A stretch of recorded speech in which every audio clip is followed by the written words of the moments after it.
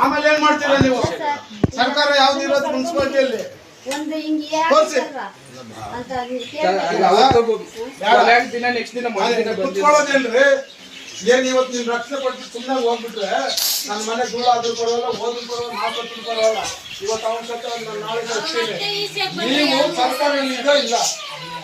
ಅದೇ ನಾನು ಬಿಜೆಪಿ ಸರ್ಕಾರಕ್ಕೆ ಇವತ್ತು ಅಲ್ಲಿ ಹೋಗಿದ್ದಿದ್ರೆ ನಿಮ್ಮ ಮಾನ ಮರ್ಯಾದೆಲ್ಲ ರೋಡಲ್ಲಿರೋ ನಿಮ್ಮ ನೇತೃಗಳು ಏನಂತ ಅಲ್ಲೇ ಕಾಣ್ತದೆ. ನನಗ ಯಾವತ್ತಲ್ಲ ನಿನ್ನ ಮಾತಾಡ್ತಿದ್ದೆ ನಾನು ರಾಜಕೀಯ ಕಳಿಸ್ತೋನೆ ನಾನು ಅವನ್ಕ ಯಾರು ಹೇಳು?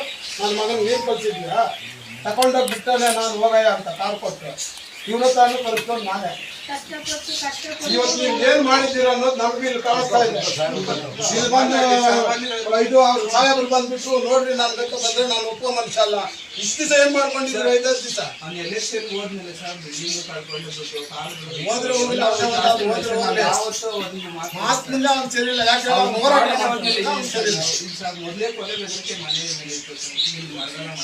ಅದಕ್ಕೆ ಅವನು ಏನು ಭಾಷಣ ಏನಿಲ್ಲ ಒಂದು ಇಲ್ಲ ಯಾರನ್ನ ಬಂದು ನಾನು ಆಸ್ತಿ ಹಾಕೊಂಡವನೇ ನಾನು ಹೊಡೆದ ಅಂತ ಹೇಳಿಲ್ಲ. ಏನ್ ಸಮಯ ಈಗ ನೀವೇ ಕಲಿಸಿ ಎಲ್ಲಾರ್ಗು ಈ ಟೌನ್ ಒಳಗಡೆ ನಾನು ಹೊಡೆದ ಎಲ್ಲಿನ ಹಾಕೊಂಡವನ ನಾನು ಮೋಸ ಮಾಡೋದಂತ ಒಬ್ಬ ಮನುಷ್ಯ ಹೇಳಿಲ್ಲ ಅವನ ಬಗ್ಗೆ. ನೀವು ಯಾಕೆ ಒಳಸಂಚು ಮಾಡಿಸ್ರಿ? ಇಲ್ಲಾಂದ್ರೆ ಅವ್ನು ಗೆಲ್ಲ ಮೇಲೆ 20% ಹುಟ್ಟಿಲ್ಲ.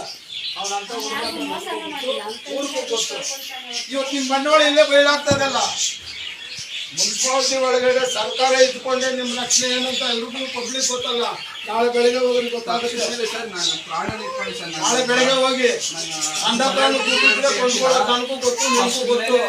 ದುಡ್ಡೆಲ್ಲ ಮುಖ್ಯ, ದೇಶ ಮುಖ್ಯ, ಜನ ಮುಖ್ಯ. ನಾಯಿನೂ ತಿಂತದೆ.